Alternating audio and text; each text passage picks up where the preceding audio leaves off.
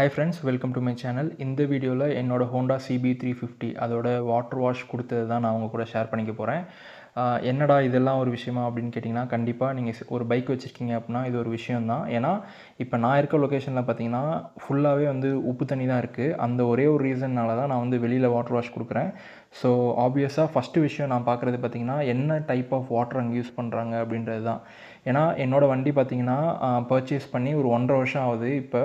So இப்போ தான் லைட்டாக சின்ன சின்ன துருக்கள் வர ஆரம்பிச்சிருக்கு. எக்ஸாக்டாக சொல்லணும் அப்படின்னா அந்த குரோம் ஐட்டம்ஸ் இருக்குல்ல, சஸ்பென்ஷன், அதுக்கப்புறம் வந்து சஸ்பென்ஷன், அதுக்கப்புறம் அந்த எக்ஸாஸ்ட், இது ரெண்டுலேயுமே பார்த்திங்கன்னா சின்ன சின்ன மைன்யூட் ரஸ்ட் பார்ட்டிகிள்ஸ் வர ஆரம்பிச்சிருச்சு. ஸோ அதனால் கண்டிப்பாக வாட்ரு வந்து நம்ம செக் பண்ணணும் கொடுக்குறதுக்கு முன்னாடி. அது மட்டும் இல்லாமல் நீங்கள் போன உடனே வந்து பைக்கை சர்வீஸ் அதாவது வாட்டர் சர்வீஸ் கொடுக்காதீங்க. ஏன்னா நான் அந்த தப்பை தான் பண்ணேன்.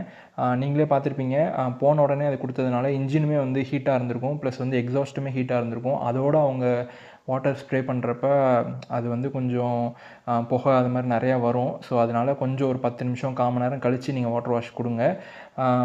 நீங்கள் பார்த்த மாதிரி ஃபஸ்ட்டு ஒரு ஃபுல் வாட்டர் வாஷ் பண்ணாங்க. அதுக்கப்புறம் ஃபோம் வாஷ் பண்ணிவிட்டு இந்த ஷைனிங் ஸ்ப்ரே வந்து ஸ்ப்ரெட் பண்ணாங்க. பட் இவங்க பண்ண மிஸ்டேக் என்ன அப்படின்னு பார்த்தீங்கன்னா, டேங்க் கவர் வந்து ரிமூவ் பண்ணாமல் பண்ணியிருப்பாங்க. அது வந்து நான் அவங்கள சொல்லி மறுபடியும் அவங்கள வாஷ் பண்ண சொன்னேன்.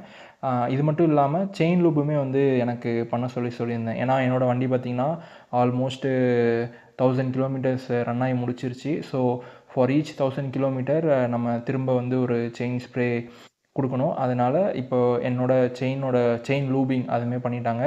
ஒன்ஸ் நான் வாட்டர் வாஷ் பண்ணதுக்கப்புறம் தான் என்னோடய ஃப்ரண்ட் டயரில் வந்து ஒரு பஞ்சர் இருந்ததே நான் நோட் பண்ணேன். அதனால் அங்கே பக்கத்துலேயே இருந்த ஒரு பஞ்சர் கடையில் பஞ்சர் ஓட்டிட்டு கிளம்பிட்டேன். ஸோ இந்த பஞ்சருக்கான காஸ்ட் பார்த்திங்கன்னா 100 ருபீஸ் ப்ளஸ் அந்த வாட்டர் வாஷ், அதுக்கப்புறம் செயின் லூபிங், இது ரெண்டுக்குமே சேர்த்து பார்த்திங்கன்னா 250 ருபீஸ் எனக்கு சார்ஜ் ஆச்சு. உங்கள் ஏரியாவில் எவ்வளோ சார்ஜ் ஆகுது அப்படின்னு கமெண்ட்டில் சொல்லுங்கள். வாட்டர் வாஷ் முடிச்சதுக்கப்புறம் எனக்கு இந்த இன்ஜின் இண்டிகேட்டர் வந்து கண்டினியூஸாக எரிஞ்சிக்கிட்டே இருந்துச்சு. பட் கொஞ்சம் நான் ட்ரைவ் பண்ணதுக்கப்புறம் இந்த இன்ஜின் இண்டிகேட்டர் வந்து ஆட்டோமேட்டிக்காக பேக் டு நார்மல் வந்துருச்சு. ஸோ இது வந்து ஒரு நார்மலான